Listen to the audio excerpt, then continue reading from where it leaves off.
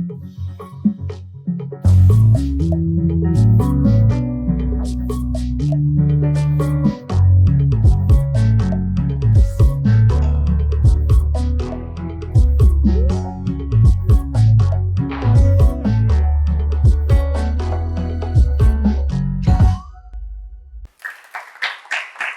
hello everybody and welcome. It's Public Eye and my name is Funmi Iyanda. Today we are going to be talking about food. Specifically, we are going to be talking about rise in food prices. Since the end of the pandemic, it's become that more and more families are finding it more difficult to feed themselves and their dependents. What is the reason for this? Is it a production problem, a distribution problem, or a policy problem? Food security is at the heart of every nation's security.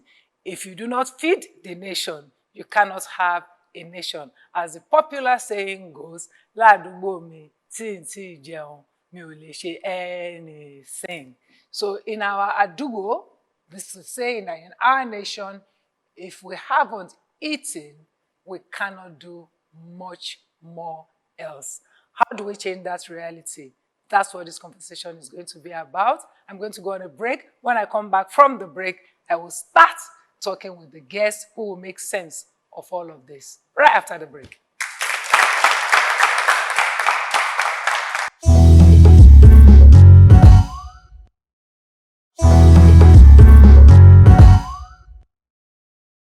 Commodity prices in Nigeria keep rising daily. Nigerians are not feeling the impact of the CBN's monetary policy tool designed to curb rising commodity prices. Many grumble each time they buy the same commodities at higher prices than they did.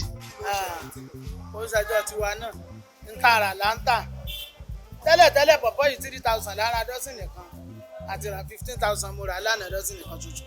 Pineapple 3,000 1,000 bá ti ra dọ́sìn nìkan ni 5,000 mo lọ rà ní ìsìn dọ́sìn nìkan. Nǹkan tà nísìn o bá mú 50,000 lọ́wọ́ nísìn o lè ra ju pálí eléyìí méjì lọ. Ṣáná bá ń fi ọ̀tá náà for 20 naira 3 for 50 naira. A carton of Indomie now is almost 3,000 plus. Wọ́n lè wo mọ́tò tí wọ́n jù káwọn fi ń gbé wá nǹkan tó fà á ní kí ìṣẹ́jú àwa ní kíní o. For instance, when you talk about devaluation of naira, it is not, we didn't just wake up and devalue our naira. It was the external economy. Torí bí ọ̀bá bá wa di wọ́n sì tàbí táwọn náà ti ń tọ́jú ọmọ wa rè àwa náà lọ́mọ iléèwé gíga ibi táwọn fi ń ràn wọ́n lọ ni. But when people are siphoning money, people are diverting money to where you are supposed to use this money for this thing and you are using it for another thing, things like that can actually affect slow growth of such economy. So bó ṣe ń lọ kò ṣe kó dùn máa wa náà káwọn ìjọba wa ìkan bá wa wá nǹkan ṣe sí. Because if we continue like this on daily basis, on monthly basis, we are affected and we cannot, it's a trouble.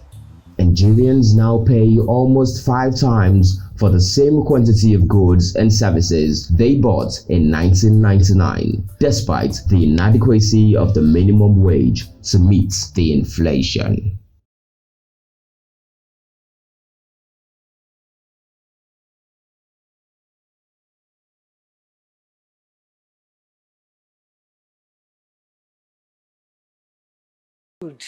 Especially food inflation and rise in food prices.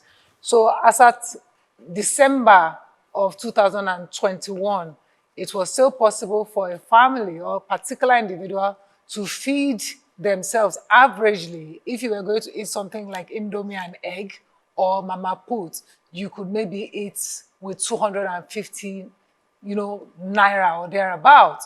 Since that time, in the past few months, it's come up to 500 naira.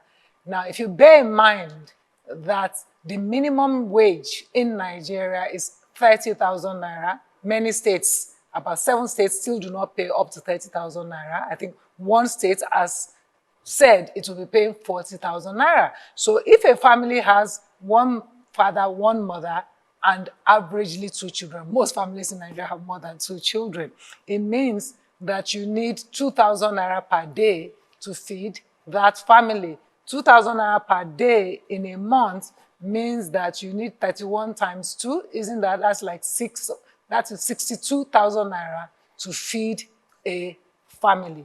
So it seems that in a way, we are going back to what was what happened in the 80s, at least with food, because then was when I remember people used to talk about feeding formula for a family, 001, 101, one, whatever. It just means that you can have 1 or 2 meals a day. Yeah. Well, I've got people in the studio who are families, so we can talk exactly with them as to what's going on in their family. We all come from families and we know what we are dealing with. I'm going to start with the gentleman in front of me, and that's Mr. Ushie Audu. Yeah. He's a breadwinner of a family of 4. He lives in Ikotun in Lagos. He's a security personnel at a company in Ikeja. Yeah. Well, thank you for joining us, Mr. Audu. It's a pleasure. Thank you. Also sat beside him is Mrs. Iyabode Lawal. Mrs. Lawal is not only a mother and a provider herself, she's also a seller. She sells foodstuff and provisions. Thank you for joining us, Mrs. Lawal. Are you winning bread or akara for your family? Are you a breadwinner or is it akara that you're winning? Akara. I just have to say it like that so that we can all laugh, but we know it's not a joking matter. Let me start with you because you sell. In the past 3 months, let's not even say 3 months, in the past 6 months, what has the prices been doing? Every day they used to add money in the market. Every day are the prices of the market. So, ẹ jẹ́ ká sọ ní Yorùbá torí tó dàbí máa dùn lẹ́nu mi ní Yorùbá sí fún ẹ̀yin. Nígbà tó pé every day they are adding. Bóyá ní ká sọ pé bóyá ní December, èló ni ẹ fún mi ní example nǹkan kan ẹyọ kan tẹ́ ń tà. Kí ni àwọn ọjà tẹ́ ń tà? Okay, in December, I should rice in 28,000. Listen, by we are buying it for 31. Again, to orí mi ò tètè gbà 28,000. So ó ti wá di 31, 32,000 báyìí. Ó kàn dẹ̀ rí bẹ́ẹ̀ lọ. Coin increase Ben. Ororo Ashirani 27,500. As today now 33,000. Bẹ́ẹ̀ dẹ̀ ní fún gbogbo nǹkan. Àwọn tó ń rà lọ́wọ́ yín náà nísìnyí. Ṣé àwọn èèyàn yẹn tí àwọn èèyàn tó bá ń ra bóyá ìgò kan náà ń rà tẹ́lẹ̀ ni èèyàn tó ń ra ìgò kan tẹ́lẹ̀ ṣó sì lè ra ìgò kan àbó ti ra less. Wọ́n rà mọ́ half bottle àbí sachet wọ́n lọ fún sí wọ́n lè ra ìgò kan mọ́ rárá. Ẹ̀yin fúnra yín ẹ ṣáà lọ́mọ ọmọ mélòó lẹ ní? Ọmọ 5. Ẹ gbìyànjú o. Dádì wọn ńkọ́? Dádì wọn ti ṣaláìsí. Ẹ pẹ̀lẹ́. So ìyẹn ni pé ẹ̀yin nìkan pẹ̀lú ọmọ 5 nídìí gbogbo ìta sọ yìí. Ẹ pẹ̀lẹ́.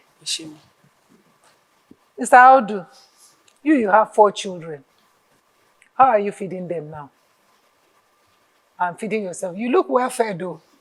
To the glory of God, Abi.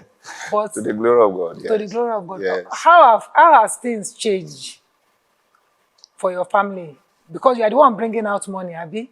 Definitely. Okay. Yes. I'm actually a breadwinner in the family. You are the breadwinner. It has not been easy. It has really not been easy. With what is really happening in the country now, I want to say that the government policies have made changes to some of these things. We are no more, in fact, when I was growing up as a child, I used to think that life is better than what we are experiencing now. I had never envisaged that we are going to go through this tough time. What you are going through now. Tell me, how much more money are you needing to give your family now for food? Just for food though, how much money are you people spending now? If you don't want to tell me how much, if you can give me a percentage or rough size. I understand you. How has it changed? Prior to this time, I think maybe when I get alert, I'll just say, Madam, take 100,000, go to the market. But now 100,000 cannot buy anything for a family of for 2 weeks. For 2 weeks. So what I spend now is more than that in a month. So what adjustments have you made? The adjustment I have made is, I keep telling my wife, see, this is austerity measures. We have to involve that in our house. The way we'll be eating, we have to cut it. Not that we should not feed as a family, but there are sometimes, okay, like my last boy is about 17 years. Each time he eats rice, he will go, Mommy, I want additional. I said it should not happen like that again. One bowl should be enough for you. Put him enough. So that he doesn't go for the second, plate or second. So because of that, we have been, because if we don't cut costs like that, it wouldn't be easy. Or it's not going to be easy because before, as a salary earner, you must get your salary at the end of the month. And if there's anything shortfall of that, the family will be in disarray. And nobody will be happy when you go to your home and you see your children cry, I have not eaten. Mrs. Lawal, bẹ́ẹ̀ ṣe fojú inú wò àti pẹ̀lú experience ní the business tí kí lẹ rò kó dé tó fi jẹ́ kí owó yẹn fi máa lọ sókè báyẹn? Ṣé àwọn èèyàn kó wá ní àbí kí ló ṣẹlẹ̀? Tá bá béèrè pé kí ló dé tá bá lọ sọ́jà tá lọ rajà, wọ́n ní production ni pé diesel gbogbo wọn pariwo mọ́ pé nǹkan tí wọ́n fi ń produce àwọn ọjà ìdíyẹ pé nǹkan tó ń jẹ́ kọjá àmọ́ wọn ní. So diesel ló jẹ́ kí ọjà wọn. Wọ́n dá diesel sórí ìrẹsì ni. Wọ́n ní engine táwọn ń lò tí wọ́n fi ń produce ẹ̀. Tó fi ń produce. So nǹkan tó fà á nìyẹn. Irú ọjà wo lẹ̀yin ń tà? Mo ta provision, mo ta provision ń ta. So púpọ̀ náà kí ni wọ́n import wọn ni àbí wọ́n ń ṣe wọ́n ní? Nigeria mo ti ń rà. Nigerian business. Okay, so àwọn factories yẹn máa need the diesel láti fi produce àwọn nǹkan tó máa produce. So increase tó ṣẹlẹ̀ nísìnyẹn níṣe ìgbà tọ́rọ̀ diesel yìí tó lọ sókè ló jẹ́ kó worse. Kí ọ̀rọ̀ diesel tó ṣẹlẹ̀ yẹn ṣé ó ti bẹ̀rẹ̀ sí lọ sókè? Kò lè tó rárá. Ìgbà tọ́rọ̀ diesel yẹn wá ṣẹlẹ̀ ní gbogbo ẹ̀ wá worst go. Ìgbà tó tí sí diesel kò lè tó rárá. So inflation yẹn tó ń ṣẹlẹ̀ yẹn ó ń ṣe díẹ̀díẹ̀ tẹ́lẹ̀ ṣùgbọ́n láti ìgbà tọ́rọ̀ diesel yẹn ti ṣẹlẹ̀ ó kàn lọ sókè. Is that the same thing for you, your experience, Mr. Audu, that even though there was this latest increase, is it directly related to these few months when we have had problems with diesel, or was it even starting? No, it has been there. Not recently. You see, the problem is the Nigerian situation is government policy affects most of these things. And that's why we keep having these problems over and over and over. It has been there. It's just that we find it difficult to tackle it. Then it has now become very difficult for us, for all of us. Generally, what does the family eat? Is it mostly rice? What does the family eat? The thing is, what we have, an average Nigerian now, is either you are eating rice, you are eating eba, amala, call it other name. Yeah. It's difficult to say you want to eat egg and plantain. It's difficult. Because we consider that very expensive. Just like we're saying now, if you want to make Indomie, an egg costs close to 500 naira. So, a family of 4, how do you manage it? So you eat what you believe is readily available. Miss Lawal, àwọn kan sọ pé àwọn ìyá lọ́jà pàápàá àtàwọn tó ń tajà pé bí ẹ̀yin báyìí náà sí pé wọ́n kàn máa ń mọ̀mọ́ gbé owó lé gbogbo nǹkan pé kì í ṣe pé diesel yẹn nìkan ló le tó okay diesel le ìlú pé ṣùgbọ́n wọ́n á kàn gbé owó wọ́n kàn máa pe owó ni pé iye báyìí ló máa jẹ́. Ẹ wo irú Coca-Cola ń sìn èló là ń rà tẹ́lẹ̀ nísìnyí wọ́n ti sọ di 15 kí ló dé wọ́n ní diesel. So ẹ wo irú nǹkan bẹ́ẹ̀ wọn kọ́ àkí ń gbówó lọ́jà ènìyàn nǹkan tí wọ́n bá fún nǹkan tá a bá rà la máa tà. So bó ṣe wà nìyẹn Coca-Cola ń sìn is 1,500 naira. So tá a bá béèrè pé kí ló dé wọ́n ní diesel. So nǹkan tá à ń gbọ́ nìyẹn wọn ò ń gbówó lọ́jà ènìyàn. So nǹkan táwa náà bẹ́ẹ̀ rà la máa fowó sí tá máa tà. So I wanted to ask you a question about your son, your last son, for example. Okay. Who you have now reduced to eating only 1/7 instead of 2/7. Because have you talked to him about how that feels for him? Yeah, I do. You know, what does he, you know? No, and he said... The reason I ask is that at the end of the day, these things also have repercussions. Yeah, repercussion, I understand. I don't know if he was eating too much to start I understand. No, what I really meant is for me to cut his meal short, it doesn't mean... See, what happened is, when you are eating the first round of meal, let it be much. The mother put them much. But because the guy believes that there's so much in the pot, he want to eat another. And I said, no. And now we have been able to understand ourselves. Right. And then he has maintained that. Okay. Yes. So I was just wondering how they find me so that not fight over No. rice and beans. No. Anyway, Mrs. Lawal, mo ń láti padà wá báyìí. Okay. Because ẹ̀sùn kan lẹ́ǹkan yẹn tí mo wá ń rò lọ́kàn mi pé nígbà tí ẹ bá sọ pé Mr. Audu níbí báyìí nísìn àwọn salary earner ni wọ́n mọ iye tán máa gbà lóṣù wọ́n mọ bọ́n ṣe wá gé síra wọn tí kò sí ọ̀rọ̀ certainty báyẹn bẹ́ẹ̀ ẹ mọ̀ bóyá oṣù yìí àbí ọ̀sẹ̀ yìí 5,000 ni àbí 50,000 ni àwọn owó yẹn dẹ̀ ń lọ sókè lójoojúmọ́ so báwo lẹ ṣe ń fi wọ́n géra wọn nígbà tí pé kò dàbí ọ̀rọ̀ oní sálárì bíi titi wọn. ṣé lórí ọ̀rọ̀ oúnjẹ. lórí ọ̀rọ̀ oúnjẹ lórí ọ̀rọ̀ ọjà náà. À ń gé síra wọn ṣá ọjà tó bá yẹ bóyá ká ra 5 carton tẹ́lẹ̀ a lè fi ra 2 cartons ọ̀ bẹ́ẹ̀ ká ṣáà ní gbogbo ẹ̀ṣá tó wòyàn ò bá tiẹ̀ pọ̀ so bá ṣe ń manage ẹ̀ nìyẹn. ṣùgbọ́n tó bá yẹ pé 50,000 nísìnyí lẹ fi ń ra full cartons tó bá rí pé ẹ wá ń fi 50,000 yẹn náà fi ra half carton nísìnyí ṣé èèyàn ò ní affect iye owó tẹ̀yìn ni máa pa ni àti tí ò bá rí báyẹn níbo lẹ máa ti rí extra owó ẹ̀sán náà pa àwọn èèyàn tún wá bọ́ ṣe ń wá tẹ́lẹ̀tẹ́lẹ̀ níbo ló extra owó ti máa wá. jáde máa manage náà ni bó bá ṣe wà ní máa ṣe ná sí so. It's hard to quantify even for you Mr. Audu. I mean there's a salary. Yes. You know, I know you said then that okay if it doesn't work you would then involve your wife to bring her business in and all of that. But even that is not assured. Because if it's a business, unless she's been doing it and it's profitable now, just like Mrs. Lawal here, she already has a business that this has affected one way or the other. It doesn't matter the business you are doing. Food prices affect it one way or the other. Yeah. So I wanted to understand, because if we don't understand how it really pinches people, you know, we cannot show the scale of the problem in the first instance. Because you say, okay, yes, it's like that, but you are coping. Is it that we are coping or that we are not saying what is really going on? Are you really coping? Yes, to an extent. Just like you have, you rightly said, at the end of the month, my wife and I have our budget. So at the end of the month, if this salary comes, she gets money, we say, okay, so amount of money should take care of the children's school fees. So amount of money should take care of the home.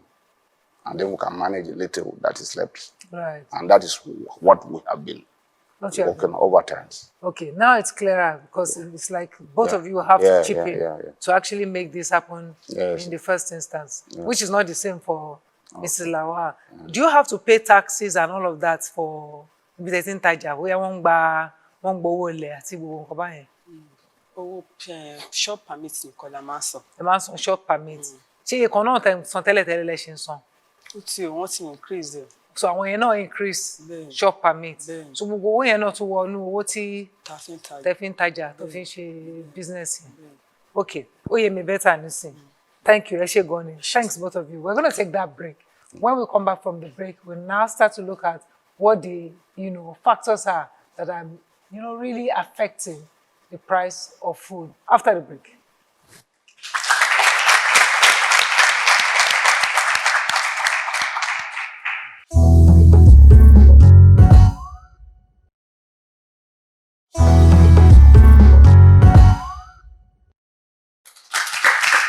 Right, welcome back. It's Public Eye and our conversation today is about prices of food. The cost of price of food, of course, in recent time has become quite high. What are the factors that have caused this recent increase in the prices of food? And actually, have we had a gradual increase or are things a lot better than we actually are making out to be? Well, I have the experts who should know in the studio with me, and I'm going to start with the lady across from me, Professor Jameelah Yaqub is a professor of economics at the Department of Economics at the Lagos State University here in Lagos. She is also a scholar of the African Economic Research Consortium in Nairobi, Kenya. Professor, great to have you here. Thank you. It's nice being on your show. Very nice to see you. Thank you. Right beside you is a gentleman who I found to be to have unmatched commitment to what he's doing. So much so, he has changed his first name to Africanfarmer. That is his first name. So Africanfarmer Mogaji is here. Now, what you need to know about him is that he's immediate chairman, past chairman of Agriculture and Agro-Allied Group at the Lagos State Chamber of Commerce and Industry. He co-founded Nigeria's first online digital platform that supports rural farmers with quality farm inputs to make their operations profitable. We'll say that in English later on. But suffice to say that it's a pleasure to have Africanfarmer Mogaji here with us in the studio. Thank you for having me. Thank you very much for all of that work. I will talk about it in a bit. Finally, but not the least in any way, is Ms. Nkiru Okpareke, is the co-founder and co-CEO of Enviro Grow Farms. So that's a company that produces high-end vegetables for the Nigerian market. There's a lot more about her. I won't read it, but you will know as we continue the conversation. Thank you, Nkiru, for joining us. Thanks for having me. I'm going to start with you, Professor. Why? What has happened in the past few months? Why has food become so expensive? Thank you, Auntie Funmi. As we are all aware, in Nigeria, prices has always been going up. In the past, we had single-digit inflation, that is less than 10%, and I think we were managing until COVID-19 came on board. With COVID-19, there was restriction of movement, which affects the global supply chain. And that affected movement of food across nations and even within the country. We are all aware that at a point, vehicles could not convey food from the north, which is the food basket of the nation, down to the south until government decided to give relief. So that is one aspect of it. Then in recent time, after when COVID-19 subsided, things improved a bit. So around January, February 2020, food inflation went up to about 15%. Then it reduced when COVID-19 subsided.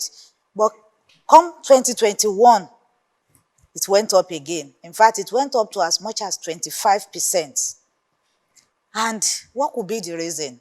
In addition to the supply chain that we're talking about, there's the problem of insecurity, especially in the food basket of Nigeria. In the north, many farmers were killed in their farms. Some of them were forced to pay before they could access their farm to be able to harvest their product or even work on the farm. So this definitely will affect the food supply. Thirdly, there's also the issue of, I don't know how to put it, could I say non-commitment of the government to support of agriculture.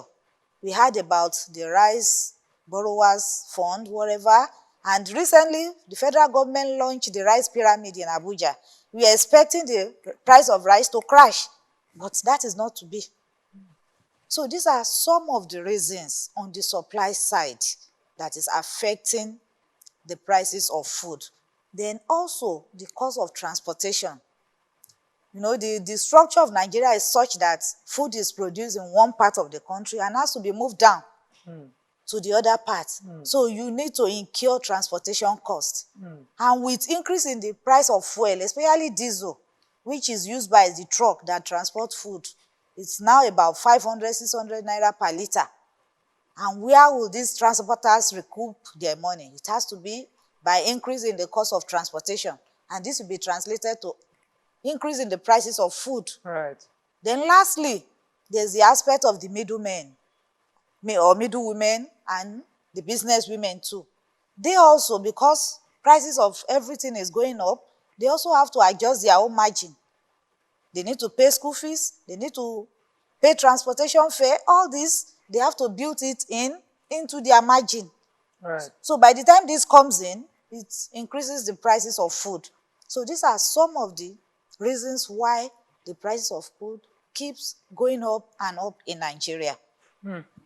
Africanfarmer, because you've been doing this for a long time, I know that if I take a guess, at least you know as far back as Obasanjo's Operation Feed the Nation. there's always been a concerted effort to tinker with production of food in Nigeria. This present administration seem to have done a lot of work. I've seen a lot of talking. We've even had people on a show like this where there seem to have been investment and encouragement in production of food locally, especially rice locally. So I'd have thought that, yes, there are issues, but this kind of galloping inflation seems to belie all the work that seemed to have happened or been happening. What do we not see? Okay, what I think we're not seeing is that, let me put it this way. When chaos or crisis happen, followers panic, but leaders plan. If they don't plan, what followers do is to take action. But what leaders do is to think. Over the years, in successive years, we've had followers find their place in leadership. So all they do is to take action. What does that mean? Just like you said, there's always one initiative or the other. But in the Ministry of Agriculture, across board, we have experts who are theorists. We have, with no disrespect to PhDs and professors, they are professors, they are researchers. They are not commercial business people. Do you get? So we put them in administration, in agriculture, that is technical and that requires back and forth. So they sit in the lab, which is their offices, and, bring some Harvard, theories and say, go do it. So what we found is we've always found a beautiful package they build the castles in the air without pillars. They bring people who don't have the field experience. Now, with the telecom, when the telecoms came to Nigeria, they had a different business model. When they came to Nigeria, they had to change it. Yeah. The supermarkets, the big malls in South Africa that was meant for the lower class is what is meant for the upper class in Nigeria. These models are beautiful. It has worked elsewhere, but there is a Nigerian factor, which is unique. So we find everybody, the anchor borrowers, for instance, is a beautiful package. But guess what? Implementation. It's always about implementation. They are always putting square pegs in round. So are you suggesting that even though, and let's be specific to now, that even though we have projects like, the anchor borrowing and all of that, that we are not producing enough? Is it a production problem? It's a cocktail. It's a production problem. Now, it's not that we're not really producing enough. And that is specific to some produce, vegetables and co. We're producing enough, but enough is not getting to the consumer, which is logistics. Post-harvest losses, the handling, the variety of seeds we use. The tomatoes we generally use is 30, 35-year-old varieties from Europe, France, Netherlands, and California. These are varieties you will not find. They've gone extinct in Europe, but that's still what we're using. They can't endure long transport. That is why most of the food we produce should be regional. When you are moving southwest, it's different from moving from Gombe to Lagos. Because of the heat, the food will ripen faster and go bad. So bottom line is that when Nigeria was working, one, we were trading together. The Igbo man were trading palm oil, cola nut, Hausa man. We were all trading together and it was regional. The moment we left the region, that's when the crisis is coming. So we need to get back to regional production. We need to get more youths involved in the value chain. And we need square pegs in square holes. I know Nkiru is actually seeming to gallop forward because the kind of farming that you are doing. Tell me, if for you in the first instance, why did you choose farming in vegetables? And is it a distribution or a production problem from your experience? Yes, we're producing, but it's a cocktail of production and also logistics. as the other people have spoken, partners have said, most of our food is coming from the north. Anyhow we want to look at it, most of our food is coming from the north. The COVID gave us an opportunity to pivot because it made us realize that if the north shuts down, the south is going to go hungry.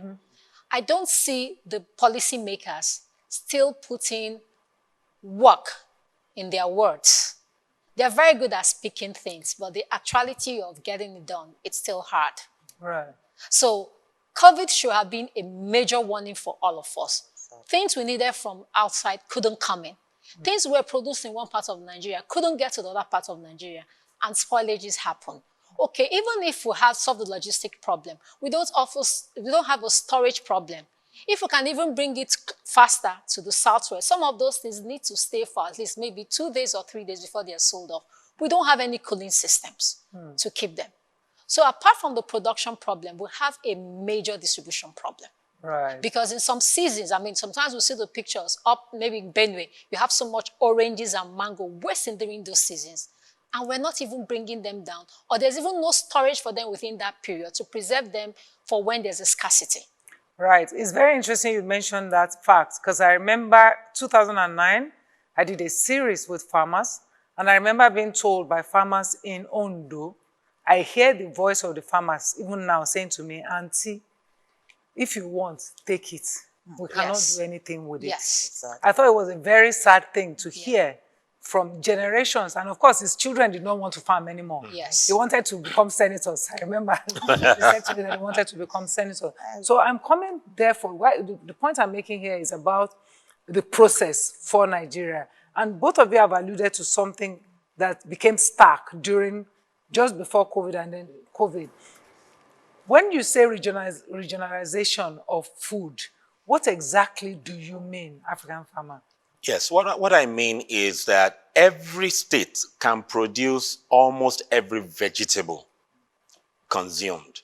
So as much as a lot of tomatoes, peppers is grown in the north, it also grows commercially in southwest, especially Oyo State. As at the 80s, 87, 88, 89, and I'm not that old, my dad used to produce irrigated tomatoes in Ekiti, as much as 40, 50 acres and hectares irrigated that will bring to Oyo State to sell. The tomato paste we eat in the country is 100% imported, except for a lady who just started in Jos. So instead of the tomatoes wasting in the north, if we put a processing plant, cottage, not the big ones, small, so that they produce and we send it to the southwest where we don't have time and we can buy. So bottom line is regional. Professor, let me ask you, because it seems like I'm hearing there's a value judgment issue here. Because when we think of farmers, we always think of poverty, which is a horrible thing really to think of. So why is it in our own economic planning, and scenario building? Why is that so? Yeah, I think we got it wrong, or we misrode with the discovery of oil. Because prior to the discovery of oil, farming was the mainstay of the Nigerian economy. And like he said, we had the granite pyramid in the north, we had cocoa in the south, we have palm oil in the east, and everything was going on fine. But with the discovery of oil, it became easy source of income, easy source of revenue. People became rent seekers. You don't need to work. All you need to do is to supervise the multinationals drilling the oil, and you just count how many barrels. Okay, they pay us tax on it. The locals also don't want to go to the farm anymore. They can always force the multinationals to give them money. And that money is now being pumped into the economy. So people in government offices, they don't need to look back before they get money, either through the legitimate or illegitimate means. So money started flowing around. And with that, who wants to go back to the farm? If you go to the farm as a farmer, you need to invest your time, and it takes time before you start to reap. Whereas for oil, it doesn't take any time. So that affected our mindset. And we believe with that oil money, we can always buy whatever we want. and we started importing anything. So there's a fundamental thing that is not in the public, and I'm happy this is public eye, which is when the Awolowo's, Tafawa Balewa, Nnamdi Azikiwe, when they took over from the colonial masters and went deep into agriculture, a missing link was by the time their season was gradually going, the new civil servants, don't forget everything was controlled by civil service, they sent the people they wanted to punish to the farms, which were way in the bushes. So they just began to do whatever they wanted. They were not trained for it. So that is what has cascaded down over the years. Capacity. But bottom line now, to address the question, spoke about mechanization. The type of mechanization we need is not what we are using. We need to copy and paste or copy and adopt things from India. I did extensive study in India. The land holding of the Indian farmer when I toured India was 3 plots of land. The average holding of a Nigerian farmer is about 2.5 acres. They will fence the 3 plots, but they had, and they still have mobile equipment, small scale tractors. And they are at 1.3 billion. We are just 200 million. So bottom line is that we copy Europe. We copy what Europe is running from. And we adopt it. While Europe is running back to what we have. So we need to work with our systems. We are communal in nature. And that's so, even in the north that is commercial, they work as families to hold, to plant and co. So we need to work what worked for us. And that is the communal nature. Until we go back to that. And then they weren't allowing anything to go really far. So let's address what's possible, especially in the short run, because there's some emergency level to it. And then in the long run, what's possible? Professor, what would you suggest? Okay, thank you. I would suggest that this train revolution that we are having on ground, it has to be extended to cargo so that goods can be moved more cheaply, at least in the interim, from the north down to the south. Then secondly, local refinery should be improved upon because we are buying processed or petroleum product from abroad. We are producing crude, we are not refining here, we take them out, sell at $100 per barrel, and we end up buying it at multiple of that $100. So if we can refine more locally, it's going to reduce the cost of transportation. Then also, like the governor of Benue that says civil servants should take Friday off to go to the farm. We need to encourage everybody. You can do it. It's not so difficult like it said. Many things can be grown even in our backyard. I, for one, for the past 1 year, have not bought pawpaw, courtesy of COVID lockdown. I decided to say, what can I plant on my own? Even all of us can do something. If it's a little vegetable, you are adding to the supply of food in Nigeria. So let's look inward, see what you can do to add to the supply. The question I want to ask, therefore, is how do we get younger people, for example, back into a place of interest in farming? How do you make that happen? So the first thing is for us to understand that production is not for everybody. Fundamental. What we try to do is to attract like our audience, they will not go drive tractor, they won't. But when you ask them to use their mobile phones to sell, they will embrace that for commission. When you ask the young lady who is looking into the fashion business to begin to look at like grass cutter 4 as eco-friendly materials, they will embrace that. To catch a monkey, you must first think like the monkey. So you will need to get the sons and daughters of farmers in the rural community, equip them with modern equipments, that they don't see hoes and cutlasses become things of history, and they have two-wheel tractor that they can sit on. The same two-wheel tractor, they use it to plow, harrow, ridge, transport, connect irrigation to. These are like 800,000 naira equipment. We need to begin to move them from what their fathers and mothers are used to. We need to get them into the trading, into the logistics. We need to get the rural people involved in rural projects and get the urban involved in the distribution. So that is what we don't do. When you see government interventions, they say apply online. How many people in Shaki, in Zambuk, in Gombe will go online and do the thing? I stay in the bushes with these people, especially in the Northeast. So bottom line is all these things are designed for the youth that don't want it. There's a funding currently in the country, hosted by a bank, but funded by an NGO.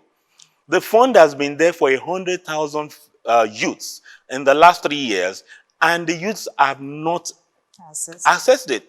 250,000 to 5 million. It's been sitting in the bank, but you have to apply online.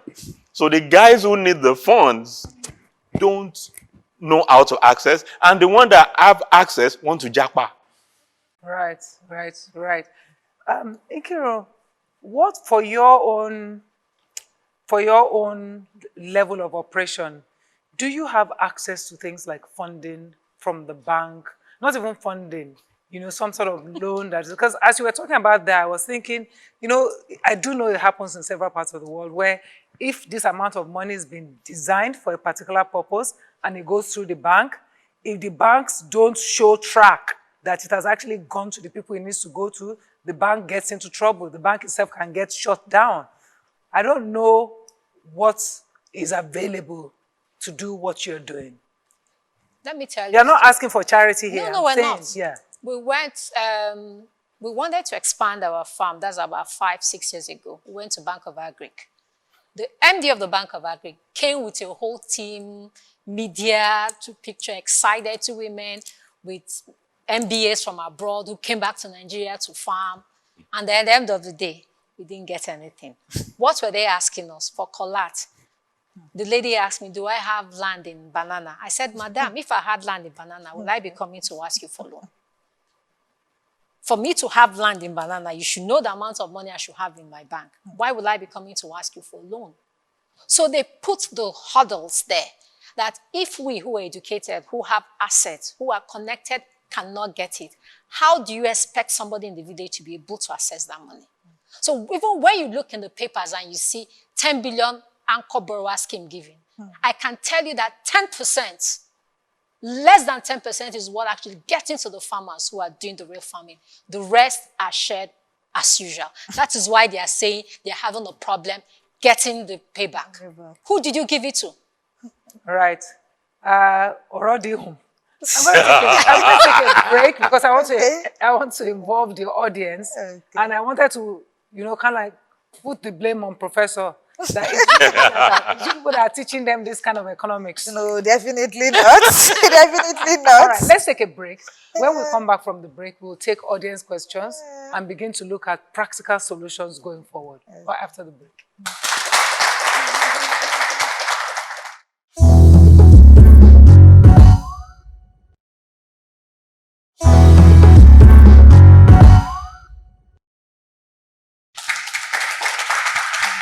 Right, welcome back. I mean, we're running out of time, but I'm going to start with letting people ask questions. Start with the, let's see, lady at the back. Okay, so my question is, since it's understandable that imported food are expensive, so why then are the foods we produce here still expensive? Like, the foods we produce here should at least be cheaper, do you get? But the ones we export, okay, let's say we take them from other countries, they're expensive. But the ones that are here, why are they still expensive? Those reasons, please. Thank you. Yes, we're producing locally, but diesel that we use and petrol is still imported. And the lady selling ugu to you still has to sell and use it and buy Ankara, which is imported. So whatever she's selling has to meet, this is basically Prof's basis, she has to make a living wage out of it. So at the end of the day, she's going to pass the cost to you. It is just not excluded from the environment in which she lives. So whatever she has to pay school fees, she has to pay rent, and that comes from whatever she's selling. So her final price, her cost of sales has to be able to absorb that. So whether she's producing, another thing, if you even notice, some things that we produce here and they produce abroad, you find out that the ones that produce here are much more expensive because our cost of production is much, much higher. There they have advantage of economies of scale. Is the imported food cheaper than food that we produce? Sometimes imported ones are cheaper because our cost of production is much, much higher.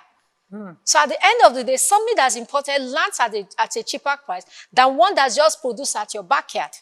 But then that has economic repercussions. Yes. Because then you are spending dollars. Yes. Yes. And so we are perpetuating the poverty. Poverty, still, yes. Isn't it? Yeah. I don't know if it's clear to... Let me just add to that. And let's use policy. How policy makes our food expensive. So take, for instance, 2020, after the lockdown, government just woke up one day and banned importation of maize. And a chunk of the maize imported is meant to go into the livestock, which is the poultry, the cattle, and co. And every feed, animal feed, is about 40–50% maize, and the next is soya. So when they woke up and banned, and the previous year, the US government has said because of the drought, because of the heavy rainfall, Nigeria would need an extra 100,000 metric tons. And you ban. And when you ban, so what happened? They threatened the income of the importers. And it was sudden, immediate. So what did they do? We already have it, and we've taken loans. We have school fees. We have rents. So they just hiked the price also. So a day-old chick that they were buying for 100 went to 350, 400. The maize, 1 kilo from 50 naira went to 200 naira and stayed all through 2021. Which made imported chicken cheaper. Policy. Okay, so my question is based on the point the guest made about young people not being involved in farming. I feel like it's a Nigerian problem, and the world is changing. Sectors are changing, but agricultural sector is not changing. So how do you think like young people and tech can move in line with agriculture? Like how can agriculture and tech move in line to make young people more interested now that the world is going digital? So that's my question. Thank you very much. All right, that's all the questions we'll take. I think that's also a great question.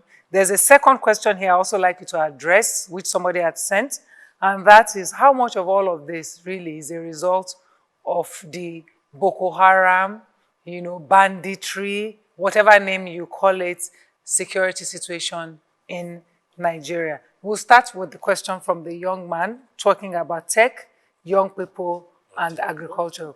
Do you want to start? Who wants to start? Yes, I can take tech. For young people, I always say, not everybody has to do backward integration. Not everybody has to be in the farm. They have an advantage. They are good on Instagram. They are good on Twitter. They are good on Facebook. So they can come into, the value chain is long, from production to distribution to storage and the rest. They can find where they play. A lot of people, a lot of the subsistence farmers and farmers like us are happy to be on the farm producing.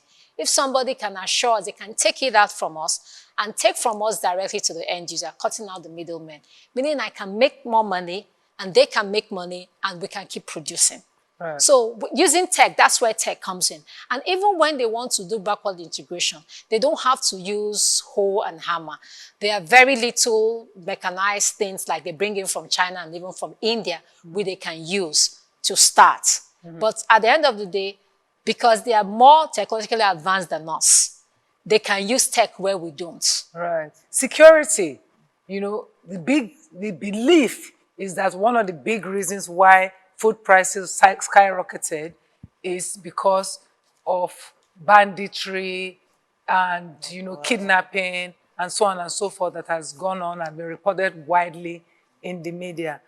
How much of this is true? Let me ask you this, Africanfarmer, because I know that you have penetrated, you've done farming in different parts of the country. Yes, so it is not true that insecurity, banditry is responsible for why food the prices are going higher. It's not as bad as it is projected. Now, over 90% of movement in the country is not done by air or by rail or by water. It's by road. Everybody in everybody's village is still traveling to Lagos and urban centers. And so once in a while when these things happen, you know, it's amplified. However, there are some pressure states, and they're not up to 5 in the 36 states. So in those areas, especially northeast, things like beans, we can say that banditry, insurgency is why beans is expensive, because beans is mostly produced in northeast, majorly. Now, it will add to it this year with Kaduna, because Kaduna produces the largest chunk of maize. However, every state in the country also can produce maize in a commercial quantity, but they have the best soils. So, bottom line is that people, it is fear that is making food not available. So, the people who ideally will go to the producing areas in the east, in the north, even in the southwest, now have the fear that they are going to be killed. And so the few people who take the risk are the ones making bulk of the money. So transportation also has gone higher because of fear. Beyond the diesel, fear is the main thing that we need to take care of. So if anybody that can risk it, you know, to just try to prove it, you know, calculating. Have you done so? I do so. And I'm about to cash in this 2022 because fear is not making food available. So whoever can make food available cheaper, you know, all the farmers, they operate in suburbs.